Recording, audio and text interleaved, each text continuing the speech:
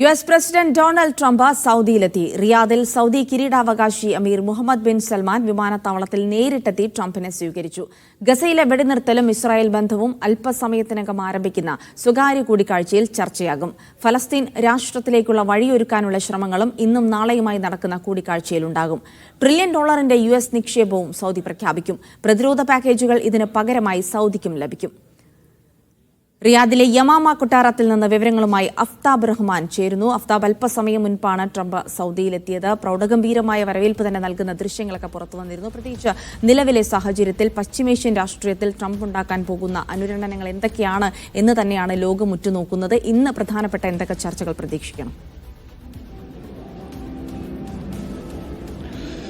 ജിൽസി സൂചിപ്പിച്ചതുപോലെ തന്നെ രാജകീയമായ വരവേൽപ്പാണ് ട്രംപിന് നൽകിയത്. ഇതിന് പ്രധാനപ്പെട്ട കാരണം ബൈഡൻ ഭരണകൂടത്തിൽ വ്യത്യസ്തമായിക്കൊണ്ട് ട്രംപ് നേരത്തെ തന്നെ ഗൾഫ് രാഷ്ട്രങ്ങളുടെ സുഹൃത്താണ്. പ്രത്യേകിച്ച് അദ്ദേഹത്തിന് ഇവിടെ ബിസിനസ് ഇടപാടുകളുണ്ട്. ആ നിലക്കെല്ലാം തന്നെ വലിയ ബന്ധം അദ്ദേഹം ഗൾഫ് രാഷ്ട്രങ്ങളുമായി സൂക്ഷിക്കുന്നു. പ്രത്യേകിച്ച് സൗദി കിരീടാവകാശി മുഹമ്മദ് ബിൻ സൽമാൻ രാജകുമാരനുമായിട്ട്. അതുകൊണ്ടാണ് അദ്ദേഹം നേരിട്ടെത്തിക്കൊണ്ട്, അപൂർവമായി മാത്രമേ കിരീടാവകാശിനെ നേരിട്ടെത്താറുള്ളൂ, നേരിട്ടെത്തിക്കൊണ്ട് വിമാനത്താവളത്തിലെത്തി അദ്ദേഹത്തെ സ്വീകരിക്കുകയും ഇപ്പോൾ കൊട്ടാരത്തിലേക്ക് എത്തുകയും ചെയ്തിട്ടുള്ളത്. ഇന്നിപ്പോൾ ഏറ്റവും പ്രധാനപ്പെട്ട 3 വിഷയങ്ങളിലായിരിക്കും കൂടിക്കാഴ്ചകൾ നടക്കുക. അതിൽ ഏറ്റവും പ്രധാനപ്പെട്ട നേരത്തെ പറഞ്ഞതുപോലെ തന്നെ ഇരു രാജ്യങ്ങളും തമ്മിലുള്ള നിക്ഷേപ കരാറുകളാണ്. അതാണ് ഏറ്റവും പ്രധാനപ്പെട്ട ലക്ഷ്യം. $1 ട്രില്യൺ നിക്ഷേപം സൗദിയിൽ നിന്നും US ആഗ്രഹിക്കുന്നുണ്ട്. പകരം വലിയ തോതിലുള്ള ഇതുവരെ ലഭിക്കാത്ത തരത്തിലുള്ള ആയുധ പാക്കേജുകൾ US നിന്ന് സൗദി പ്രതീക്ഷിക്കുകയും ചെയ്യുന്നുണ്ട്. ഇതിന്റെ രണ്ടിന്റെയും പ്രഖ്യാപനം ഇന്ന് വൈകിട്ട് 4 മണിക്ക് നടക്കും. ഇന്ന് വൈകുന്നേരം മുതൽ ഗസയുമായി ബന്ധപ്പെട്ടും ഇറാനുമായി ബന്ധപ്പെട്ടുമുള്ള ചർച്ചകൾ ഇതിനുശേഷം ഉണ്ടാകും. മേഖലയിലെ പ്രധാനപ്പെട്ട 2 വിഷയങ്ങളാണ് ഇത്. ഇസ്രായേലുമായി നയതന്ത്ര ബന്ധത്തിലേക്ക് സൗദിയെ എത്തിക്കുക എന്നുള്ളത് ട്രംപിന്റെ നേരത്തെ തന്നെ പ്രഖ്യാപിച്ച ലക്ഷ്യമാണ്. അതിലേക്കുള്ള വഴി തുറക്കുമെന്നുള്ളതാണ് അദ്ദേഹത്തിന്റെ പ്രതീക്ഷ. പക്ഷേ അതിന് പകരമായി സൗദി ആവശ്യപ്പെടുന്നത് ഫലസ്തീൻ രാഷ്ട്രത്തിലേക്കുള്ള വഴി തുറക്കുക, അതിനുള്ള ചട്ടക്കൂട് തയ്യാറാക്കുക എന്നുള്ളതാണ്. അതുമായി ബന്ധപ്പെട്ട ചർച്ചകളും ഇന്നും നാളെയുമായി നടക്കും. നാളെ ഗൾഫ് രാഷ്ട്രതലവന്മാരുടെ യോഗം കൂടി റിയാദിൽ ഇതിന്റെ ഭാഗമായി നടക്കുന്നുണ്ട്. അതിലും ട്രംപ് സംബന്ധിക്കുന്നുണ്ട്. ഇതിൽ ഗൾഫ് രാജ്യങ്ങളെ അദ്ദേഹം കേൾക്കും. ഒപ്പം തന്നെ സിറിയക്ക് മേൽ നേരത്തെ തന്നെ ഏർപ്പെടുത്തിയ ഉപരോധങ്ങൾ, നേരത്തെ ബഷാറുൽ അസദിന്റെ കാലത്ത് ഏർപ്പെടുത്തിയ ഉപരോധങ്ങൾ പുതിയ പ്രസിഡന്റ് വന്ന സാഹചര്യത്തിൽ അദ്ദേഹം പിൻവലിക്കുമെന്നുള്ളതാണ് റിപ്പോർട്ടുകൾ. മറ്റൊന്ന് ഇറാനാണ്. ഇറാനുമായി ആണവ സഹകരണ ചർച്ചകൾക്ക് മധ്യസ്ഥം വഹിക്കുന്നത് ഒമാനാണ്. ഒമാൻ ഉൾപ്പെടെ നാളത്തെ യോഗത്തിൽ സംബന്ധിക്കുന്നുണ്ട്. ആ നിലക്കെല്ലാം തന്നെ വലിയ തോതിലുള്ള രാഷ്ട്രീയ പ്രാധാന്യം ഇതിനുണ്ട്. തീർച്ചയായിട്ടും നമ്മളൊരു നിർണായക പ്രഖ്യാപനം ട്രംപിൽ നിന്നുണ്ടാകുമോ എന്ന് ഉറ്റുനോക്കുന്നുണ്ട്. അത് ഗസയുമായി ബന്ധപ്പെട്ട, ഫലസ്തീനുമായി ബന്ധപ്പെട്ടാണ്. പക്ഷേ അത്തരത്തിലേക്കൊരു പ്രഖ്യാപനം എന്ന് പറയുമ്പോൾ അതൊരു ഫലസ്തീൻ അനുകൂലമായി പൂർണ്ണ രീതിയിൽ പോകാനുള്ള സാധ്യത, ഇസ്രായേലിനെ പിണക്കാനുള്ള സാധ്യത എത്രത്തോളം ഉണ്ട് തുടങ്ങിയ ചോദ്യങ്ങളൊക്കെ ഉയരുന്നുണ്ട്. പക്ഷേ ഒരു പ്രഖ്യാപനം പ്രതീക്ഷിക്കുന്നുണ്ട്.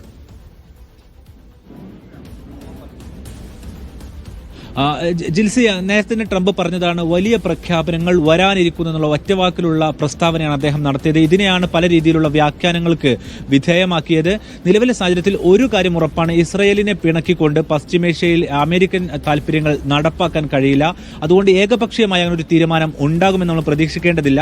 അതേസമയം തന്നെ ഫലസ്തീൻ രാഷ്ട്രം രൂപീകരിക്കാതെ ഇസ്രായേലുമായി മറ്റു അറബ് രാഷ്ട്രങ്ങൾക്കൊന്നും തന്നെ കൈ കൊടുക്കാനും കഴിയില്ല. അതുകൊണ്ട് തന്നെ ഒരു വിഷയം ഇവിടെ വളരെ പ്രധാനപ്പെട്ടതാണ്. നേരത്തെ പറഞ്ഞതുപോലെ തന്നെ ഫലസ്തീൻ എന്ന് പറയുന്ന വിഷയം പഴയ പോലെ അറബ് രാഷ്ട്രങ്ങളുടെ മാത്രം വിഷയമല്ല. അതുകൊണ്ട് തന്നെ അത് കണ്ണടച്ചുകൊണ്ട് ഇസ്രായേലുമായി ഒരു ബന്ധത്തിലേക്ക് അറബ് രാഷ്ട്രങ്ങൾക്ക് പോകാനും കഴിയില്ല.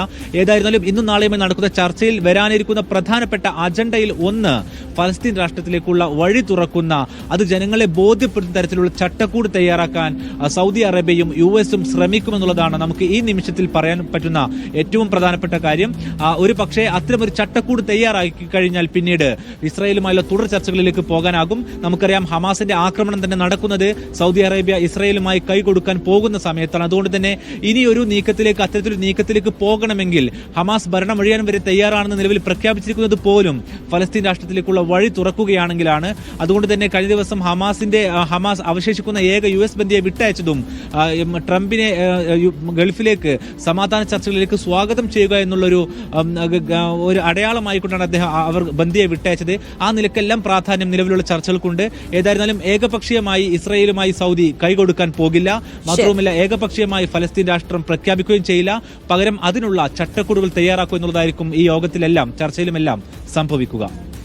ശരി, അഫ്താബ് റഹ്മാനാണ് റിയാദിൽ നിന്നുള്ള വിവരങ്ങൾ നൽകിയത്.